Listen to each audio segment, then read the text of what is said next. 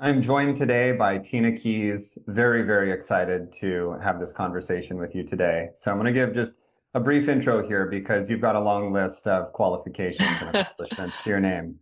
So Tina is a certified family mediator in the state of Florida. She's the owner of Florida Divorce Coaching and Mediation. You're the creator of the Kids First mediation process. You're also a certified divorce coach. You've got numerous divorce coaching specialties under your belt, a certified co-parenting specialist. You're trained in the new ways for families, and you're collaboratively trained and part of a collaborative practice group in Central Florida. Yes. Yes. Yes. Thank you for the Yeah. long, my long list.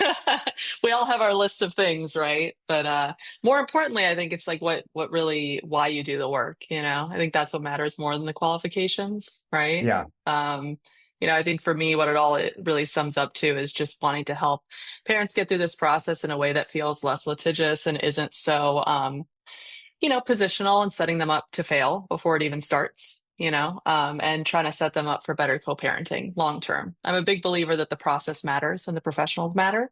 So I try to be one of the good professionals and create a good process for people. So Yeah. yeah, Well, you've but got thanks a for great having me. yeah, absolutely. You've got a great reputation and just taking a little bit of a walk down history lane here. Like you and I first spoke, I think in late 2024.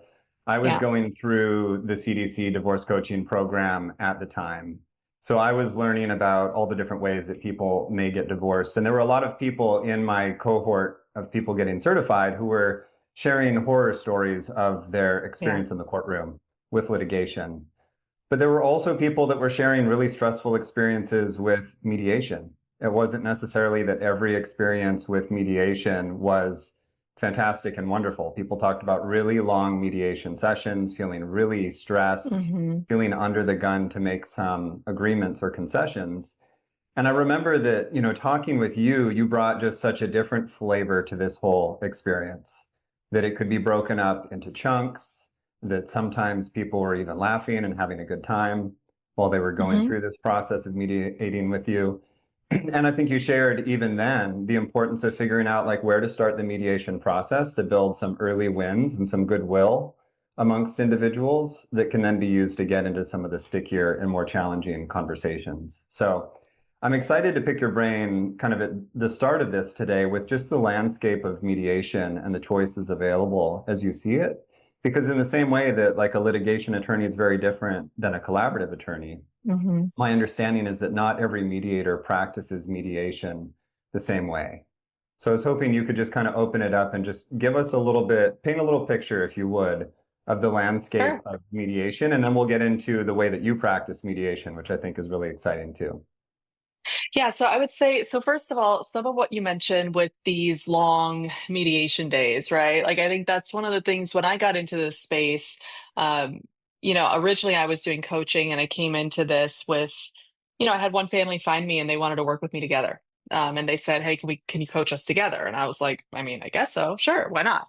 And that's what really first introduced me to the concept of working as a mediator because I had never thought about it before. And really, the way I personally approach mediation is this mindset of just asking a lot of questions and trying to help people really find the solution themselves because it's usually there. And then kind of being a support to help them along. When you look at traditional mediation in this family law context, right, it's really more of a process where people retain two lawyers. They're negotiating back and forth, trying to come to a settlement, going towards a court date unless they can settle before that, right? Mhm. Usually something stalls out in the negotiations, or they know they're not going to be able to get there, but they're court ordered to go mediate because the judicial assistant says, go try mediation first, then come back with whatever's left because the court dockets are, slammed. They don't have time to talk to everybody. So they're either court ordered into mediation or they're trying to get to that final resolution on a case that's just like dragging on and we're just not getting there. And so the traditional family law framework is either a half day or full day mediation, historically more leaning to the full day. I think some professionals are starting to realize that that framework is very overwhelming for people, but mostly is still kind of the norm, at least where I am, when there are attorneys on retainer. So you've got like an 8-hour day with two lawyers and a mediator. separate rooms, mediators going back and forth, trying to deliver information, push people to settle. Sometimes those 8 hours turn into like, I've heard of people in mediation for like 12, 13 hours. I mean, the idea is to try to push people to sign an agreement by the end of the day, or it's kind of like considered a failure in a way. So, um, to me, that's just not something I ever intend to do. I have no interest in that type of work. I don't like the idea of people being under that type of emotional pressure to make their entire life decision, like their whole list of decisions in one day. I just think it's, even though they have an attorney in the room, it's emotionally unnerving to me that people would be in that position. I understand some scenarios where it's necessary. You sometimes have cases where, unless they do it that way, these two people will never settle. But I don't think that's the majority of people. I think most people can be rational. That's kind of inherently what drove my work, what drives my work every day, and what brings my families to completion, is that they can be rational and they can sit down and come to agreements if they're given the right framework to do so. But that's just generally not what the family law mediation framework looks like. But there are other mediators who do pro se mediation, which is what I do. And we can get more into that process, but it's really more focused on just the two people without attorneys. So that's really what I specialize in. It's just a totally different model. Yeah, so I'm hearing that there's, in some cases, like required mediation. It's part Hmm. of the process. It's trying to Yeah. get some of the business done before people may end up in the courtroom. But then on the other hand, there's mediation as an elective process where people are Hmm. choosing this intentionally as a way of helping them to work through the details and the conversations that they need to get through to get to agreement. Hmm. Yeah, Yeah. it's kind of two different approaches. And in Florida, I mean, we're a very mediation heavy state. Like, you pretty much can't get a court date in Florida for a family law without mediating first. I mean, it would have to be like, a very serious situation where there's, child endangerment issue or some reason why you would skip that step. But like generally for a divorce, you're pretty much going to have to go mediate. I mean, that's like step one, before a judge is going to talk to you. So, Yeah. yeah. I mean, I see a big part of my role as a divorce coach in giving people some just preliminary education around the divorce process. And I like Hmm. to say that divorce is oftentimes four conversations, right? There's a Hmm. conversation about money, all the assets and liabilities, conversation around custody and parenting, conversation around child support, and a conversation around alimony. And then helping people to start to think about like which of these conversations might go down easy with their spouse and which of these conversations might be contentious with their spouse. Hmm. And for the ones where they feel like they can't talk it through with one another, either because they don't feel like they've got enough education or they're not well informed, or they can't really advocate for themselves, or they don't even know where to start just logistically with having a conversation like that, that's what starts to invite in other professionals, including mediators, as an opportunity to step into a structured process that Hmm. can, to some extent, educate, inform, structure, and guide you through those conversations so that you can get that resolution that you need. And so, where might someone think about choosing mediation specifically as their process? Like, what tends to make that a better choice for someone than maybe going a collaborative route or even doing mediation with attorneys versus mediation without attorneys, which I know is a big part of what you do? Yeah, I would say mediation's a good fit for two people who um, have the ability to say, okay, this relationship did not work out, but there is a business of divorce that needs to happen now. We have to untangle our finances. We have to figure out how we're going to parent our children. And they genuinely want to sit down, work through whatever they need to work through, close that chapter, and move forward. It is not a good process for someone who is um, living in the bitterness or in the denial. The 5 stages of grief, right? Like if you are very much in that denial anger stage, if you have the desire to kind of stick it to someone, that mindset is not a fit for mediation. I mean, you've got to have two people who want to sit down at a table and find solutions. If I have even one person who does not want to participate, it's going to be really hard to mediate. And that's like, I don't care how good you are as a mediator, like, I can't force somebody to provide information, right? Like, I can't force somebody to disclose financials in the way a judge can order someone to do something. I can't, make someone change their outlook on their future or their past, quite frankly, Mhm. right? That is a work in healing that a person needs to do on their own. Um, but what I can do is create a supportive process that allows them to break things up so it doesn't feel overwhelming, to give them very specific things to focus on during sessions, to give them guidance and kind of like hold their hand through it. That I can do. But it does require two people who say, you know what? We acknowledge that things were not working. We're moving to this next stage of our relationship. Or, if they don't have children, maybe they won't have any kind of relationship after this. But we don't want to belabor it. We don't want to make it harder than it needs to be. And we certainly don't want to make it more expensive than it needs to be. And we are going to choose to approach it as rationally as we can. And that's where, James, when you mentioned, like, I sometimes have families in my office who are laughing with each other and having like, it's almost like people are cracking jokes the whole time during mediation. I do definitely have those kinds of people who are just better as friends and they know that and they're okay with where they're at and they just want to move forward so they can get to the business of parenting their kids and being happy together as friends. And then I have the flip side where I have some tough cases where after 30 years there's significant infidelity, right? And I've got people in my room where one person is really struggling. And it was very much blindsided. And so that's a very different set of dynamics, but that doesn't mean you can't mediate. If the both people still want to sit there and be rational and just focus on the facts and get to the resolution, we can certainly mediate through any situation. It's just really the mindset is the most important thing, I would say. Yeah. Well, I'm glad you called that out, right? Because I think preparation is something that's really important as well. And that's oftentimes where I see a lot of the work that I do is getting people to the point where they can engage in more productive conversations around the legal and the financial and the Hmm. parenting aspects of their separation. And with many of my clients, we're working for months leading up to that point. There's a lot of stress that we want to resolve. There's a lot of ongoing conflict that we might want to take a look at so that the two of them can clean up their interactions and the way that they're communicating with one another before they try to negotiate. And then you called it out too, which is taking a look at like who's getting identified as the victim and who's getting identified as the villain. Terribly unproductive for sitting down in these Right. conversations because that emotionality will come out in terms of Hmm. what I'm asking for, in terms of where I'm not willing to concede. And so I'm constantly telling people it's like if you don't clean that up ahead of time, it will come out in those negotiations. So Oh, let's take the 100%. time now to, yeah, to resolve. You can't resolve all of it, but let's try to resolve as much of the emotional and relational content as we can before you sit down to the table to really try and hammer it out. And it will sometimes come out, Yeah. James. I mean, Yeah. that's part of my job as a mediator. When it does come out, which it will, usually in every case, there's like, I'd say probably like 8 out of 10 cases, there's at least one meeting where it's like, "Ooh, okay, I didn't expect that one." So then Yeah. that's part of my job is to kind of be like, all right, let's keep moving through this. We're not going to get stuck on that, or like maybe that's not the most productive way to say that. So let's reframe, and keep moving.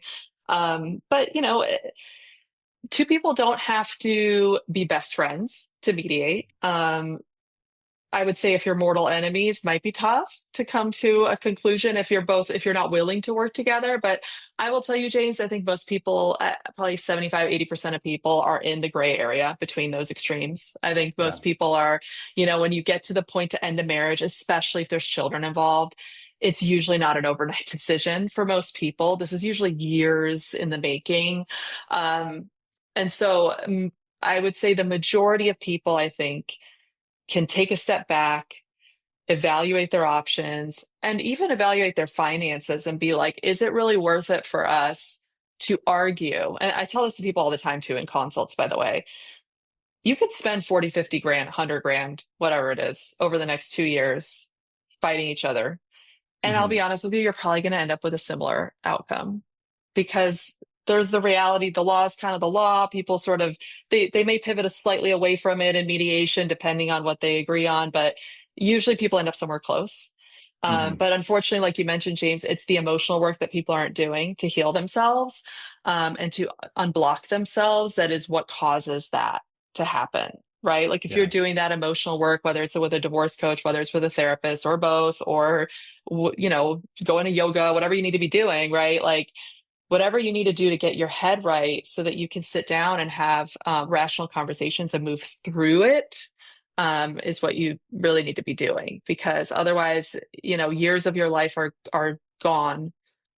Tons of money that could have been spent on the kids' education, that could have been spent on the alimony you're arguing over, that could have been spent on vacations or self-care. All that money's gone.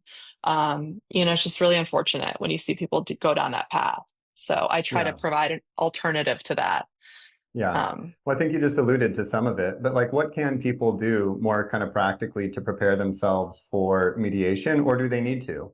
Like if people have made a decision to divorce and have that commitment that you said to want to work it out with one another and to show up to the table, is that the right time to reach out and contact a mediator? Or are there some things that are really helpful if people will do before they get to that point of engaging in mediation? So, my best case scenario is when people find me really early. I will say, like, usually if you find me before, like, because once you're down a path of starting towards litigation and going, everyone's retained lawyers and we're going, it's really hard to backpedal out of that and go toward like a pro se mediation model where it's like no attorneys, just me and the clients. Like, it's really hard to pull back to that. Hmm. Ideally, by my highest success rate, and I think it is for every mediator, to be honest with you, is pre-suit mediation. That's people who find me before anybody's filed anything. Yeah. Because that's when we're still in the what's this look like? What's the next step phase? And people are very open-minded at that time to kind of, latch onto a process that's going to guide them through it. And I think if we can get started at that stage and help people kind of move through this transition stage. There's many times, James, I start working with people when they're still living together. One of them moves out while we're in our process. I mean, we're like Mhm. having those conversations as we're going through it, and giving that structure around that transitional period is so helpful for people because they're able to come together, talk through things, have a plan, then go to, home and make the moves they need to make to separate their households. And there's not a lot of unknown. I think like where people get tripped up is the fear and the Mhm. unknown. And then they start getting driven by the fear. And as you know, when your fear is driving, the train's going off the tracks. So like if we can get people into a process where they know what's next and they feel like we have a plan, I think people could stay a lot more centered. And so that's what, I try to provide. So yeah, early is best. And then how people can prepare, I would say be realistic. That is my best advice I can give to people. If you are coming, any setting you're coming into, mediation, litigation, whatever, be realistic. Okay. If you cannot afford the house, or if there are no assets to buy somebody out, or whatever, like there is a reality. Like we cannot make money appear out of thin air, right? So if a Mhm. house has to be sold, that might be the only option, right? Like we cannot make new options exist. Sometimes there are alternatives that I could try to connect people with professionals, see if mortgage professionals, CDFAs, see if they could find options. Sometimes it's just not there though. And then people need Mhm. to get realistic, right? Preparing like financials, make sure you know the numbers because I can't tell you how many hours sometimes can get wasted in mediation just trying to pull information together. So Yeah. if you want to save money on your divorce, the more you can prepare, whether that's with by yourself, with a divorce coach, with a, CDFAs, whoever you're working with, get prepared so that when you walk into the mediation, we have the information. Because when we don't have that, that's where now we're talking in circles and we can't make decisions. Right. So those Mhm. would be like two of my top things is be realistic and be prepared, know the numbers, you know? Yeah. That's great. Well, I know that people have choices, right, in terms of where they start these conversations. And there's a lot of people saying that divorce is primarily financial. And once you get clarity on the numbers, everything else starts to come easy. But I know that you've got the kids first mediation process and you've got kind of Yes. your own opinions about where some of these conversations start. So can you tell us a little bit about why kids first? Because I know this is something that you're really passionate about. Yes. So there's so many reasons, but I will say this. So in the traditional family law kind of mindset with, the litigated approach or whatever you want to call it, the parenting plan's kind of an afterthought. It's like a bottom drawer document. You kind of draft it up, whatever. We just got to get this thing done so we can file it, right? Because I work with people pro se mostly, I do attorney mediation too, and I do collaborative mediation with attorneys. I do all those things also, but most of my business is just me and the clients. Hmm. There's such a huge opportunity when we sit down, two people especially who are early in separation, right? Somebody just moved out. We're just about to separate households. We're really early in these stages. We could sit down and we're talking through what their life's going to look like. And we're creating a plan and we're creating joint expectations on little things and big things, right? And I kind of tell my parents a lot of times, this is like a playbook for your kid's life, right? And so if I can get two parents to align on a lot of these things, that's how we prevent the conflict. And, of course, best case scenario, James, we hope that we start mediation, we ended mediation, we get full agreement, we file together jointly, and everything's wonderful, and no one ever goes to court. That's the best case scenario, right? That's most of my clients what ends up happening. Okay, we do get to Hmm. full agreement, file, no court. However, it doesn't always work out that way, okay? Because again, it comes to some of the things I said. If someone's not there in their healing, if someone's not being realistic, if someone's not coming to the table with the right outlook when it comes to the finances, there's things that I, as a mediator, cannot control, right? Hmm. So the way I view it is if we start with the parenting plan, start with the kids, we now have a playbook for their life. We are aligned on most of the parenting issues. We know what we're doing with holidays, with time sharing, with communication, with reimbursing costs for extracurriculars, with travel rules.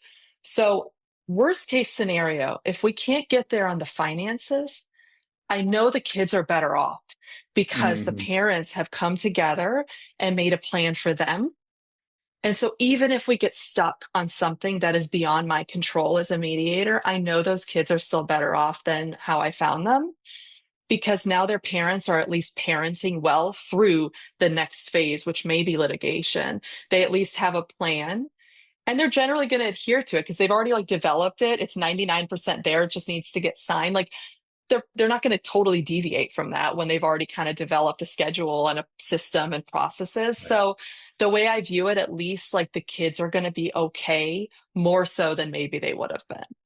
Does that Hmm. make sense? It does. Do you find that this is something unique that you bring to the mediation experience, or is this something that people can expect really from any mediator? And I asked that because I spent some time talking with Maria Natapov and just Al Huntoon this last week. We're both, Hmm. co-parenting specialists. Yeah. That's a big part of what they can offer to people too. So Hmm. if someone, engages with a mediator in their area who may not have as much of a focus right on the kids, I think it's important for people to know that there's other resources that they can lean on. Yes.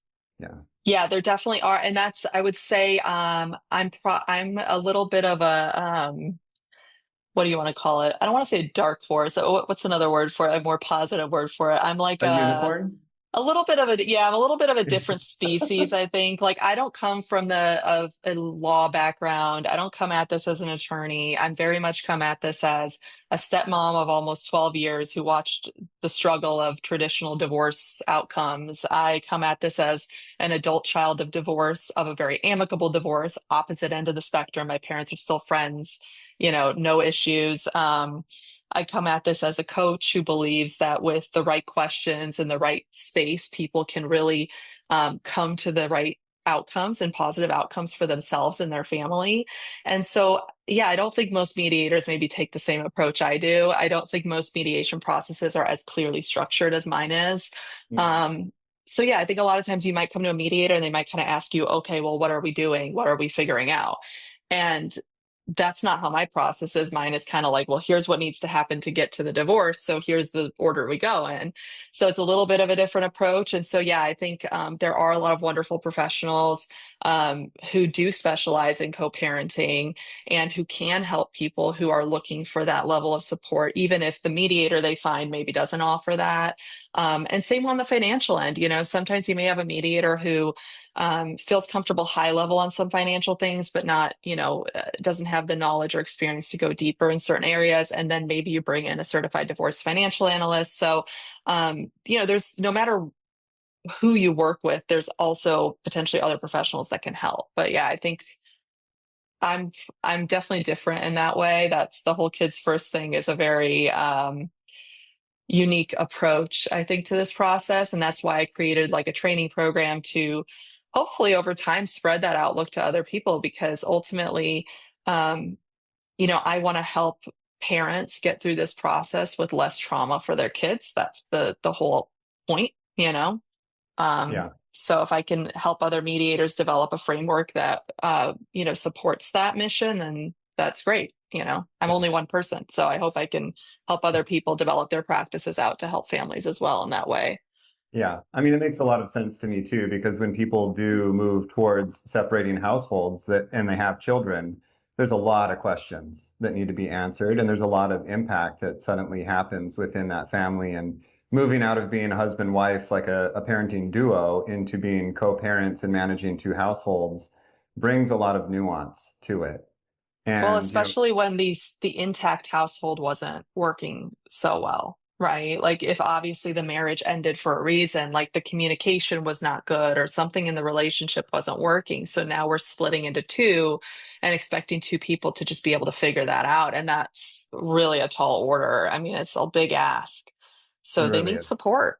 And it's nothing wrong with needing support. We all do in different seasons of our life. I don't Yeah, try to, I tell my clients often, like, yeah, you could get divorced on your own without any professional support. But it's like if I was to try to fix my toilet, like it would probably take me 7 times longer, and I'd probably spend more than I'd spend on a plumber to do it because I've never done it before and I have no idea. It's like anything else in life, right? Like having the right support makes a huge difference, no matter yeah. what it is. Yeah. Well, and the line came up with Al this last week too, that people in this state of like overwhelm and fear, in a way, can borrow our nervous system. Like whoever the Hmm. professionals are that are in the room, not only is there like a wealth and a depth of experience of having seen a lot of people in similar situations, not only is there structure to help to guide those conversations, but there's also another person that you can lean on just for some assurance that you're going to be able to get through this and that there's a way through the fog and the darkness to get to the other side. That in and of Hmm. itself can bring that stress level down. Oh, 100%. I mean, I think that's the biggest role that I see in what I do is the tone that I set, Hmm. right? I'm very, like the way I'm talking to you here, this is how I am in mediation, right? I keep it very matter of fact. I'm cracking jokes. I'm keeping it light. Maybe that's not the vibe for everybody. That's fine. Not the mediator for everybody. But my point is like, if I can keep it even and keep it feeling less litigious and like, stressful, that makes it easier for people to keep their walls down and remember that we're just two humans who tried to make a relationship work and it didn't work out. And now we need to give each other some grace and just try to get through this for the sake of the kids. Right. And Yeah. like that's what I try to convey in my work. And that's why I tell people the professional you choose for every facet of your life, but especially divorce, is so important. Like that their value system aligns to what you're hoping to accomplish. Um, and that the energy vibes, for lack of a better word. I don't know how else to say Yeah. it, but like if you feel uncomfortable with your mediator, it's probably gonna be tough to like come to decisions together because you have to feel these are like big decisions. So you have to Right. feel really comfortable with the person you're with, and trust that they have your best interests at heart and your children's. Yeah. So, So you've mentioned a couple of other professionals. I think we've mentioned just briefly CDFAs mhm. and co-parenting specialists, but like what's your view on how some of these other professionals and neutral third parties can like fit into a mediation process? Like I'm sure for some people a mediator is all they need, and for other people some additional support might be necessary. How do those things kind of integrate over time? Yeah, so I work with CDFAs very often. I will say the main scenarios where So let me back up. So in mediation, the main thing I have to look for as part of my ethical charter licensing, whatever we want to call it, right, is the word self-determination. Okay. I have to feel confident as a mediator that the two people in front of me understand the decisions that are being made and have the information that they need in order to exercise self-determination and come to those decisions. If at any point I feel like that is not the case, ethically, I am bound to stop the process and or say, hey, I think we need to give you the space to get some more information. Okay. And so I like to start with that because a lot of times I will be the one to bring up the concept of a CDFA and getting them involved. I'll tell you the most two common situations that I find it in is with business owners. So if Hmm. I have a business owner where the income is very confusing, it's hard to parse out like business expenses versus what's actual income that they could use to pay child support or alimony. I'm not in a position as a mediator, as a neutral, to give any kind of insight on that. Okay. Even if I had an opinion or whatever, it doesn't matter because I'm not allowed to speak on those terms, right?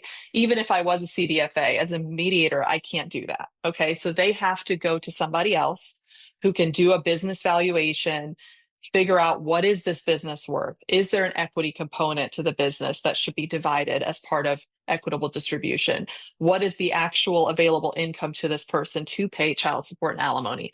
That is way beyond the scope of what I should be doing as a mediator ethically, okay? Even if I was a CDFA, which I'm not. So that's the one biggest use case I would say where we see that. The second biggest use case is when I have one person who managed the finances exclusively, or almost exclusively, and the other person has no idea what's going on with the finances, Mhm. which happens often. I have several cases like that right now where I connected the person who was less involved in the finances with a CDFA. They are working together one on one.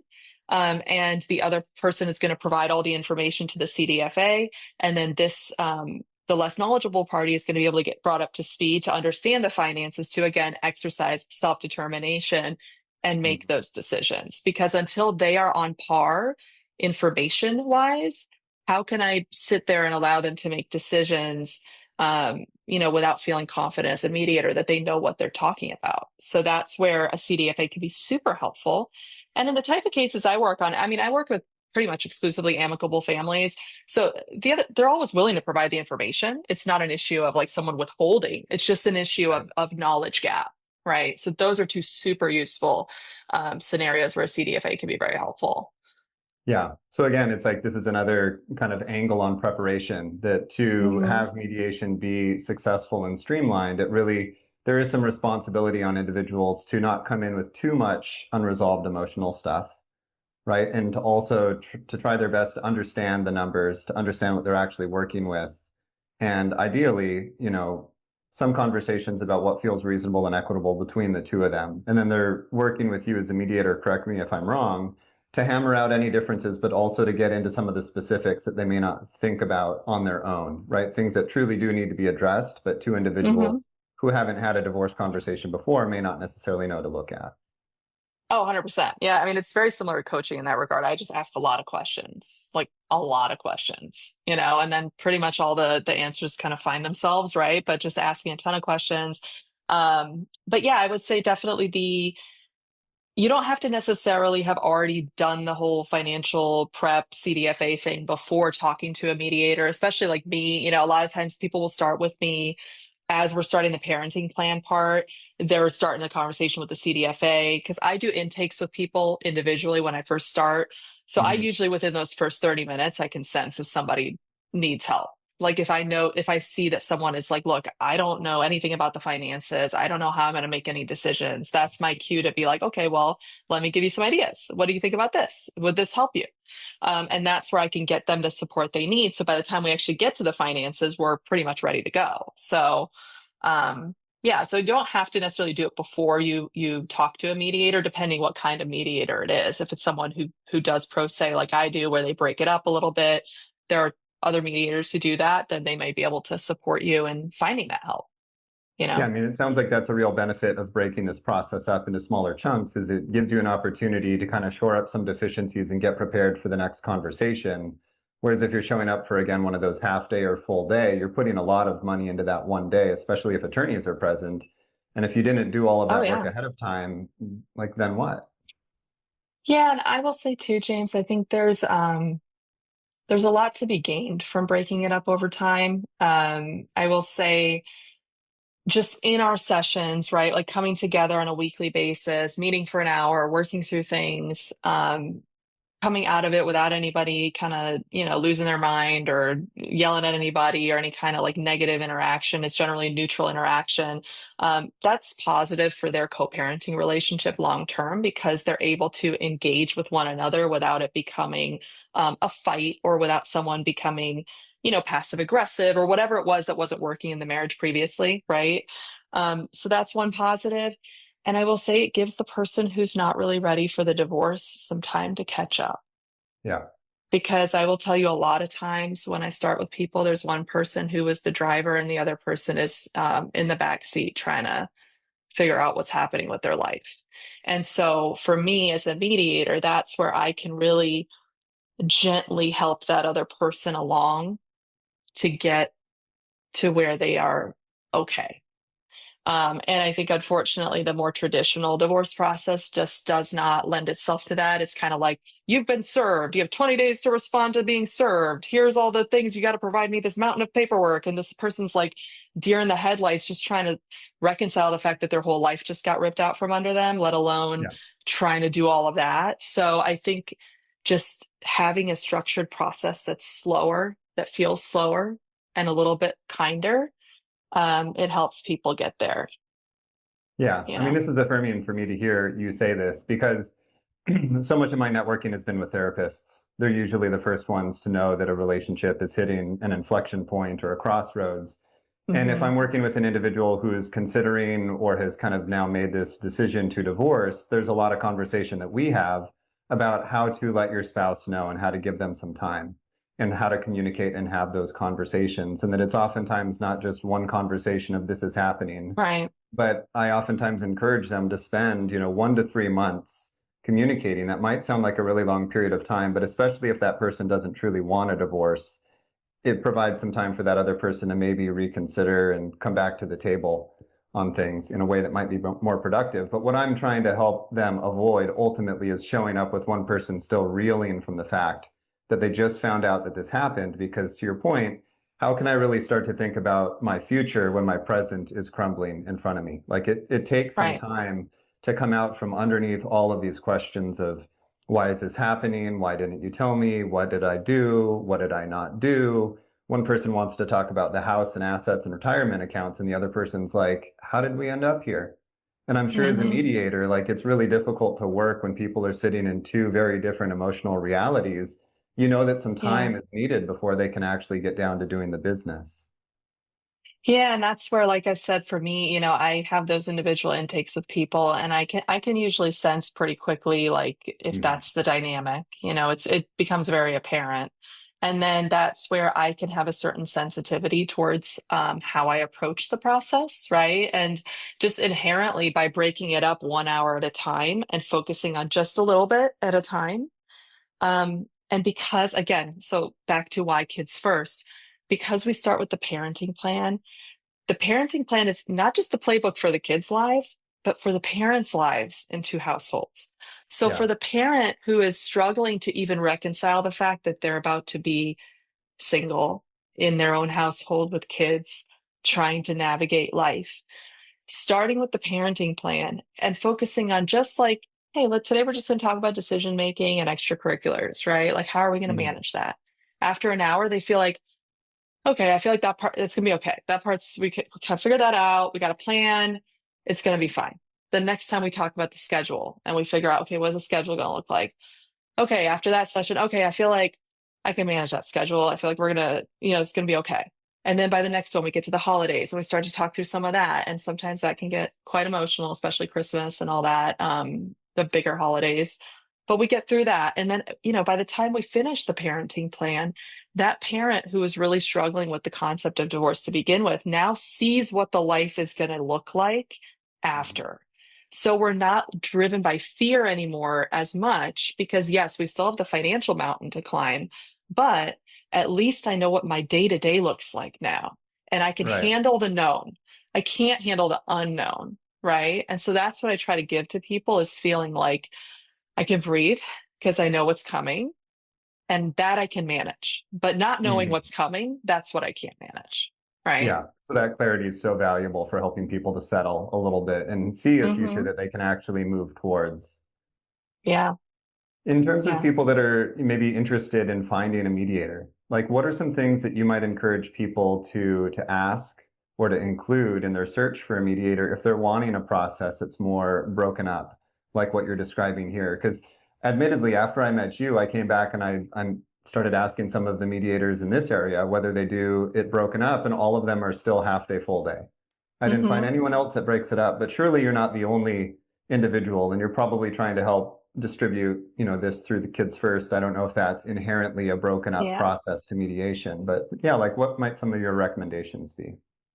Yeah, so I mean, the type of mediation is referred to in the legal community as pro se mediation, which pro se means unrepresented parties. So that just means that two people are representing themselves, that they don't have attorneys on retainer. That doesn't mean you can't talk to attorneys throughout the process. I have plenty of clients who maybe consult with a lawyer for an hour here and there, things like that, but they're just not retaining a lawyer, for five, Mhm. $10,000. So it's just a different avenue. I will say, as far as so the reason for what you're talking about, James, where like a lot of mediators do the half day, full day, a lot of mediators come from the traditional family law framework. A lot of mediators are former family law attorneys who turn mediators. And so then that's just kind of like the framework that they were used to and kind of inherited. So then they just continue that going forward. And there's nothing wrong with that because there's a whole community that relies on that type of mediation to get their job done. I think for me, the way that I view it is when I got into this space, I asked myself, if I was going through this, what would I want this to look like? And I came at it from like a humanity standpoint of like, what can human beings actually tolerate and function during a time of crisis? Mhm. What can they function in? And I think it's in like the bite-sized chunks and feeling like I can make progress forward. um, how you find that, I would say you ask the mediator if they do pro se mediation. You ask them specifically, I'm looking to break this up over several sessions. I'm not interested in, retaining lawyers and doing the full day process. I'm really looking for something that's broken up.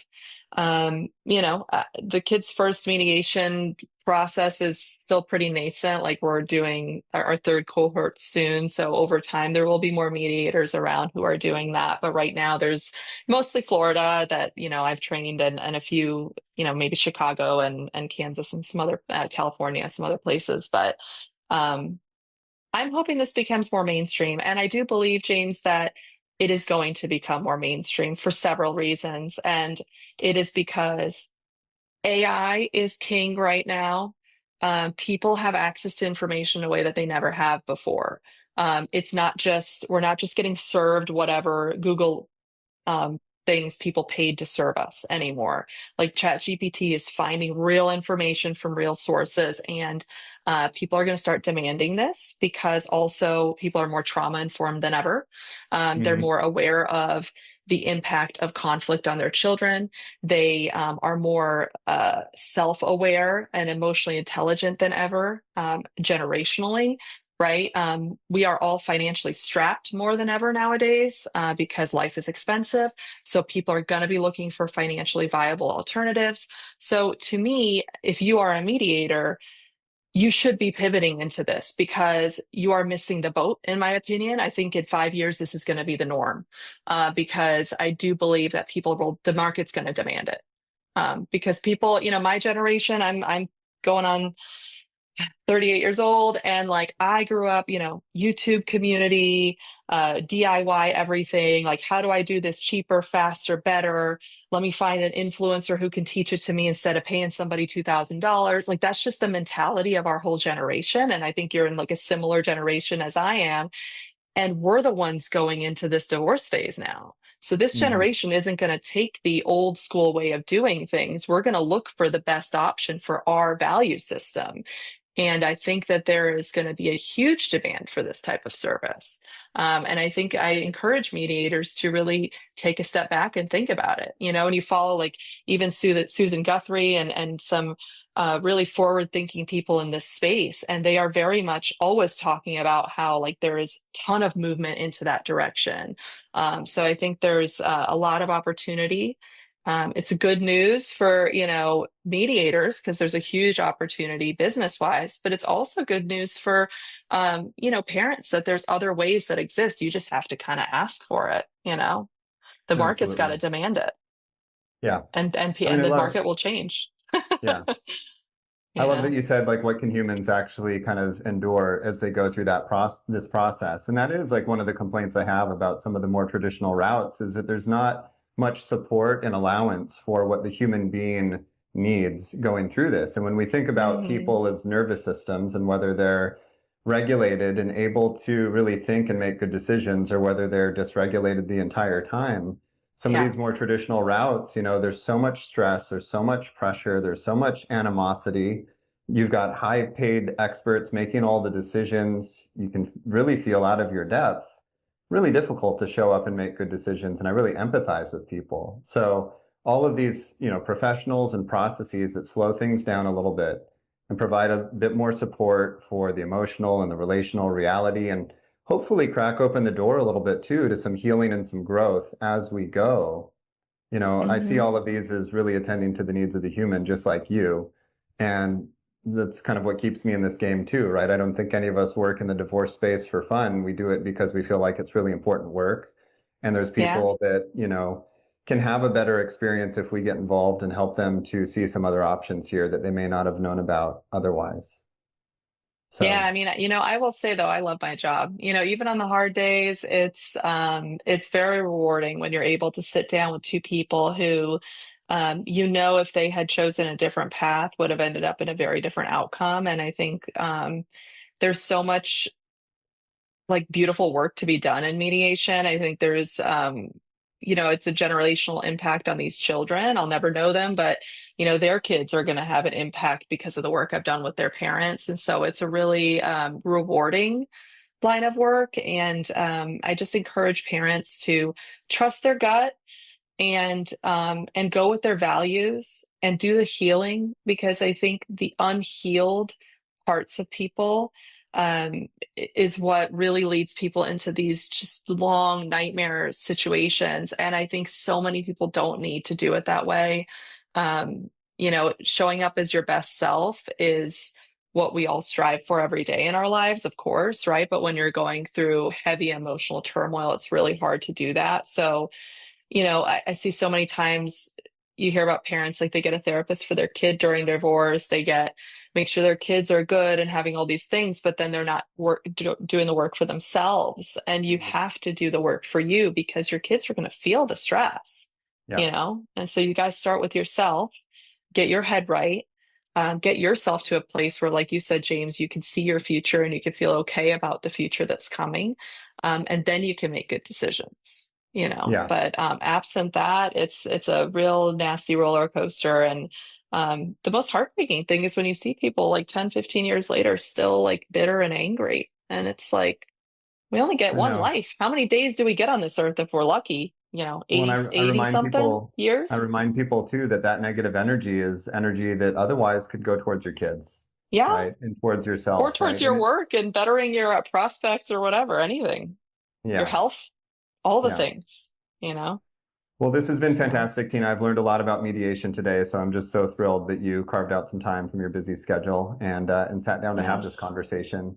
If people want to learn more about you or the Kids First program, what's the best way for them to find you? So my website is floridadivorcemediation.com. I try to make it easy for people to find me. And then the Kids First program is kidsfirstmediation.com.